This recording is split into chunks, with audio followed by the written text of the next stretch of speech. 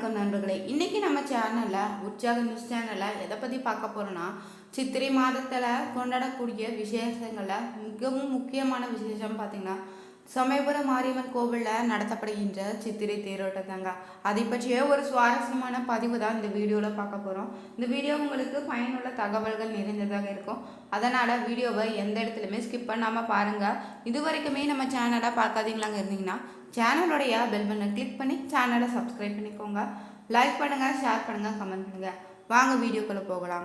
அம்மனுக்குரிய சக்தி தலங்கள்லேயே பார்த்தீங்கன்னா முதன்மையான தலமாக தாங்க இருக்குது சமயபுரம் மாரியம்மன் கோவிலில். சித்திரை பெருந்திருவிழா பார்த்தீங்கன்னா கடந்த 6ஆம் தேதி கொடியேற்றத்துடன் தொடங்கியிருக்குதுங்க. அன்று முதல் பார்த்தீங்கன்னா ஒவ்வொரு நாளுமே காலையில் அம்மன் பல்லாக்கிலும், இரவு பார்த்தீங்கன்னா 8 மணி அளவில் பார்த்தீங்கன்னா பல்வேறு வாகனங்களை எழுந்தருளி காட்சியளிப்பாங்க. நேற்று இரவு தான் சமயபுரம் தெப்பக்குளம் அருகே தான் சூரப நாயக்கர் மண்டபத்தில் அம்மன் எழுந்தருளிருக்காங்க. தொடர்ந்து பார்த்தீங்கன்னா வெள்ளி குதிரை வாகனத்தில் அம்மனுடைய எழுந்தருளி மண்டகப்படி உபயமும் கண்டருளி நடத்திருக்காங்க. பின்னர் தான் வையாளி கண்டருளும் நிகழ்ச்சி நடைபெற்றிருக்குது. என்னுடைய சிகர நிகழ்ச்சி பார்த்தீங்கன்னா தேரோட்டம் செவ்வாய்க்கிழமை காலையில் நடத்திருக்காங்க. இதையொட்டி பார்த்தீங்கன்னா காலை 10:31 மணிக்கு மேலே 11:20 மணிக்குள்ள மீதான மிதுன லக்னத்தில் அம்மன் தேரில் எழுந்தருளி பக்தர்களுக்கு காட்சியளித்திருக்காங்க.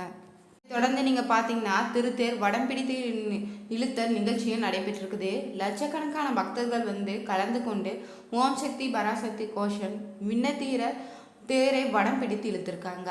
தேர் ஓடும் ரத வீதிகள் முழுவதும் பார்த்தீங்கன்னா பக்தர்கள் கூட்டம் அதிகமாக காணப்பட்டிருக்குது. எங்கு பார்த்தாலுமே பார்த்தீங்கன்னா மஞ்சள் ஆடை அணிந்த பெண் பக்தர்கள் திரண்டிருந்திருக்காங்க. தெருக்கு முன்பாக பார்த்தீங்கன்னா ஏராளமான பக்தர்கள் பால்குடம், தீச்சட்டி, பறவை காவடி எடுத்து தங்களுடைய நேர்த்தி கடன்களை செலுத்தி சென்று வழிபட்டிருக்காங்க. பார்த்தீங்கன்னா ராஜகோபுரமும் மேற்கு தெற்கு வடக்கு கோபுரங்களும் கோவிலில் வளாகம் முழுவதும் பார்த்தீங்கன்னா வண்ண மின் விளக்குகளால் அலங்காரம் செய்யப்பட்டு இருந்திருக்குது. அவை முன்னிட்டு பார்த்தீங்கன்னா புதன்கிழமையில அம்மன் வெள்ளி காமதேனு வாகனத்திலும், அடுத்த நாள் பார்த்தீங்கன்னா முத்துப்பலாக்களும் புறப்படுவாங்க. 18ஆம் தேதி தான் மாலை அம்மனுக்கு அபிஷேகமும், இரவு 7 மணிக்கு வசந்த மண்டபத்தில் தெப்ப உற்சவ தீபாராதனை நடத்தப்படுது. தேர் முடிந்து 8ஆம் நாளில் தான் 22ஆம் தேதி இரவு அம்மன் தங்க கமல வாகனத்தில் புறப்படுகிறாங்க. இதில் சமயபுரம் மாரியம்மன் அமைய ஒரு சுவாரஸ்யமான வரலாறு இருக்குதுங்க. அது என்னன்னு தெரிஞ்சுக்கலாம். ஒரு முறை பார்த்தீங்கன்னா கிருஷ்ணாவதாரத்தில் தான் தேவகனுடைய குழந்தையாக கிருஷ்ணருமே, யசோதரன் குழந்தையாக பார்த்தீங்கன்னா மாயாதேவியும் அவதரிக்கிறாங்க. பிறகு பார்த்தீங்கன்னா அவ்விரு குழந்தைகளுமே இறைவனுடைய விருப்பத்தால் இடமாற்றமாகுது. தேவகனுடைய பிள்ளையாக தனது அழிவு உண்டாகணும் அறிந்த கம்சனுமே பிள்ளைகளை இடம் மாறியதை அறியாமல் சிறையில் தேவகியிடம் இருந்த பெண் குழந்தையை கொல்ல மேலே தூக்கியிருக்கான். அந்த குழந்தை பார்த்தீங்கன்னா அவன் கைகளில் இருந்து மேலே எழும்பி வில், அம்பு, சூளம், பாசம், சங்கு, சக்கரம், வாள் முதலிய ஆயுதங்களை தரித்து தோன்றினாலாம். அத்தேவி தான் பார்த்தீங்கன்னா மகா மாரியம்மன்னு கண்கண்ட தெய்வமாக அழைக்கப்பட்டு வரா. மக்களுடைய தீமைகளை, தீராத நோய்களையுமே தீர்த்து வைக்கக்கூடிய தெய்வமாக தான் சமயபுரத்தில் மாரியம்மன் அருள்பாலிக்கிறாங்க.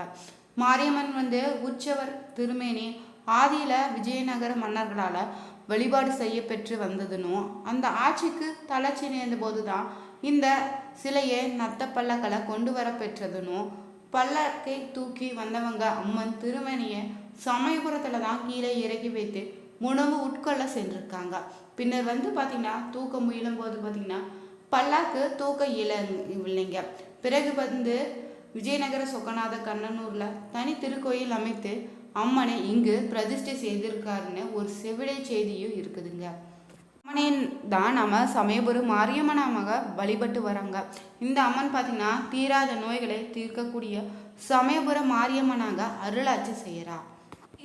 தீமைகளையும் அழித்து தீராத நோய்களை தீர்க்கும் வைக்கும் ஒரு பரிகார தலமாக தாங்க திருச்சியில் அமைந்திருக்கிற சமயபுரத்து மாரியம்மன் கோவில் இருக்குதுங்க. அம்மன் வழிபாட்டில் பார்த்தீங்கன்னா முதன்மை பெற்ற கோவிலும் இதுதாங்க. மகா சக்தியாக தோன்றிய அம்மன் பார்த்தீங்கன்னா தனது 8 கரங்களுமே எண்ணற்ற ஆயுதங்களை தாங்கி இவ்வுலகை காக்க அவதரித்ததை நின்றிருக்கா. இத்தேவையை தான் நம்ம மகமாரினும் மாரியம்மனாகவும் கண்கண்ட தெய்வமாகவும் மக்களால் பூஜிக்கக்கூடிய சமயபுரம் மாரியம்மனாக நாம் வழிபட்டு வரோம். பார்த்தீங்கன்னா இந்த சமயபுரம் மாரியம்மனுக்கு இன்னொரு கருத்து இருக்குதுங்க. ஒரு கூற்றாக நீங்கள் பார்த்தீங்கன்னா ஸ்ரீரங்க அரங்கநாத சுவாமி திருக்கோயிலில் இருந்ததா அம்மனுடைய திருமேனி உக்கிரம் மிகுந்து இருந்ததால தான் அங்கு அப்போது இருந்த ஜீவ சுவாமிகளும் அம்மனுடைய திருவுருவத்தை மற்றொரு இடத்துக்கு மாற்ற ஏற்பாடு செய்திருக்காங்க. அதன்படியே பணிவிடை புரிவோர் வந்து அத்திருவுருவத்தை எடுத்துக்கொண்டு வடக்கு நோக்கி வந்திருக்காங்க. ஒரு இடத்துல இறக்கி வைத்துவிட்டு இலைப்பாரினாங்களாம். அவர்கள் இலைப்பாரிய இடம் பார்த்தீங்கன்னா சமயபுரம்னு பெயர் இருக்குது. நினைவாக பார்த்தீங்கன்னா இப்போதுமே இந்த கோவிலில் திருவிழாவில் 8ஆம் நாளில் அம்மன் அங்கு சென்று ஒரு இரவு ஓய்வு கொள்வது நடைபெற்று வருதுங்க. இலைப்பாரிய பணிவிடையாளர்கள் வந்து அங்கிருந்து தென்மேற்காக வந்துதான் கண்ணனூர் அரண்மனை மேட்டில் அன்னையினுடைய திருவுருவத்தை வைத்துவிட்டு சென்று விடுறாங்க. அவ்வாறு அவர்கள் வைத்த இடம் பார்த்தீங்கன்னா மாரியம்மனுடைய அருளமாக திகழுது. மேலும் பார்த்தீங்கன்னா கண்ணனூர் மாரியம்மனும் அழைக்கப்பட்டு வரும். அப்புறம் மாரியம்மனுடைய திருத்தலத்தின் சிறப்பு சொல்லிட்டே போலாங்க. அதில் ஒன்று பார்த்தீங்கன்னா திருக்கடையூரில் பார்த்தீங்கன்னா மார்க்கண்டேயனுடைய அதீத பக்திக்கு மயங்கியுமே கால சம்ஹார மூர்த்தியாக அவதரித்து யமதர்மனை சிவன் அடிக்கவே உலகில் பார்த்தீங்கன்னா ஜனன மரண நிலையில பெரிதும் மாற்றம் ஏற்பட்டிருக்குது. அந்த நிலையில தான் யமதர்மனும் சபையில மூத்த அமைச்சராக இருக்கக்கூடிய நோய்களின் அதிபதியாக இருந்தவர் தான் மாயாசுரன். இந்த பூவுலகத்துல வந்து இறப்பு நின்றுவிட்ட நிலையில தான் நோய்களை பரப்பி மக்களை துன்புறுத்தி வந்திருக்கா.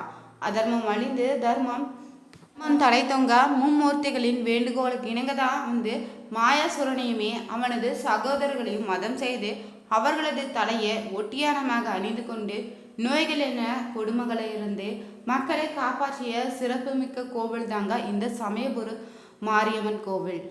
நீங்க இந்த கோவில் சென்று வழிபட்டு பார்க்கும்போது பார்த்தீங்கன்னா கருவறையில் இருக்கக்கூடிய அம்மனுடைய வலது போர்க்கமல திருப்பாதத்தின் மீது தான் மாயாசுனுடைய தலை மீது எழுந்திருப்பதை நீங்க பார்க்கலாம். மேலும் பார்த்தீங்கன்னா இந்த கோவிலில் தீராத நோய்களை தீர்க்கும் சிறந்த பரிகார தலமாக விளங்கி வருதுங்க. சிற்ப வாஸ்து சாஸ்திரங்களை தான் அருள்மிகு மாரியம்மன் திருக்கோயிலை அமைச்சிருக்காங்க. செழிப்பையுமே வளத்தையும் உணர்த்துவதாக இந்த கோவில் அமைஞ்சிருக்குது. கோயிலுடைய முகப்பட பார்த்தீங்கன்னா நீண்ட மெருமண்டபமும் பார்வதி கல்யாண மண்டபமும் அழைக்கப்படுதுங்க. 3 திருச்சுற்றுகளை கொண்டதாக இந்த கோவில் அமைஞ்சிருக்குது. இயற்கையே உள்ள சன்னதி தெருவில் பார்த்தீங்கன்னா அருள்மிகு விநாயகர் திருக்கோயில் இருக்குது. தெற்கில் பார்த்தீங்கன்னா அருள்மிகு முருகன் திருக்கோயிலும் அமைச்சிருக்காங்க. தேரோடும் வீதியில் வடக்கே நீங்கள் பார்த்தீங்கன்னா விநாயகர் கோயிலும் அமைச்சிருக்காங்க. மேற்கில் பார்த்தீங்கன்னா அருள்மிகு ராஜகோபால சுவாமி பிரதிஷ்டை செய்திருப்பது மற்றொரு சிறப்புன்னே சொல்லலாம். சுற்றி இருக்கிற பிரகாரம் பார்த்தீங்கன்னா இந்த பிரகாரத்தில் தான் விமானத்தினுடைய அதிர்ஷ்டமான பகுதியில் தொட்டி போன்று அமைத்திருக்காங்க. அதில் நீர் நிரப்பியே இருக்குங்களாம். ஏன்னா அம்பாளுடைய கருவறையில் குளிர்ச்சியாக இருப்பதற்காக தாங்க. உக்கிரத்தை தணிப்பதற்காகவும் இத்தகைய முறையில் வடிவமைத்திருக்காங்க. கருவறையில் இடதுபுறத்தை பார்த்தீங்கன்னா உற்சவாமனுடைய சன்னதி இருக்குது. இந்த திருமேனிக்க பார்த்தீங்கன்னா நாள்தோறுமே சிறப்பாக அபிஷேகம் செய்யப்பட்டு வருதுங்க. சமயபுரம் மாரியம்மன் கோவிலுக்கு அருகில் இருக்கக்கூடிய கோவில் தாங்க செல்லானியம்மன் கோவிலுமே நாள்தோறுமே சிறப்பு அபிஷேகம் செய்யப்படுது. உற்சவ அம்மனுக்கு பார்த்தீங்கன்னா தினமுமே 6 கால பூஜையும் அபிஷேகமும் நடைபெறுதுங்க. காலை 7:30 மணி முதல் மாலை 5:30 மணிக்கு செய்யப்படுகின்ற அபிஷேக தீர்த்தம் வந்து வடக்கு பிரகாரத்தில் பக்தர்கள் மீது தெளிக்கப்படுதுங்க. பார்த்தீங்கன்னா அம்மை நோய் கண்டவங்க உடல்நல குறைவு உள்ளவங்களோ இந்த நோயின் தாக்கத்திலிருந்து விடுபட்டு விரைவில் நலம் பெறுவதாக நம்பப்படுது.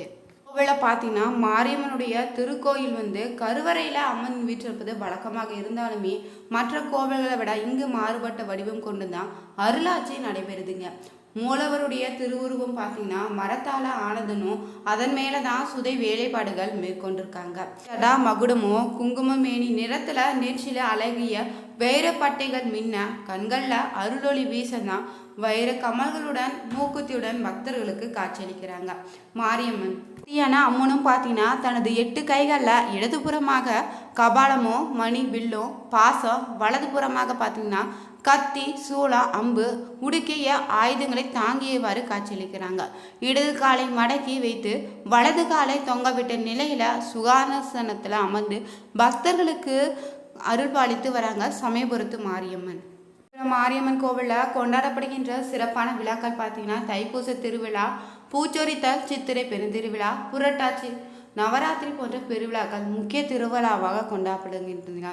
தை மாதத்தில் பார்த்தீங்கன்னா 11 நாட்களுமே தைப்பூச திருவிழா நடத்தப்படுது. 10ஆம் திருநாளில் தான் ஸ்ரீரங்க அருள்மிகு அரங்கநாத சுவாமி திருக்கோயிலில் மாரியம்மன் சீர்பெறுதல் வைபவமும் நடத்தப்படுதுங்க. மாசி மாதத்தில் பார்த்தீங்கன்னா கடைசி ஞாயிற்றுக்கிழமை அம்மனுக்கு பூச்சொரித்தல் விழாவும் நடத்தப்படுது. வீடியோ உங்களுக்கு பிடிச்சிருந்தா லைக் பண்ணுங்கள், ஷேர் பண்ணுங்கள், கமெண்ட் பண்ணுங்கள். மறக்காமல் நம்ம சேனலையும் சப்ஸ்கிரைப் பண்ணிக்கோங்க. Thank you viewers.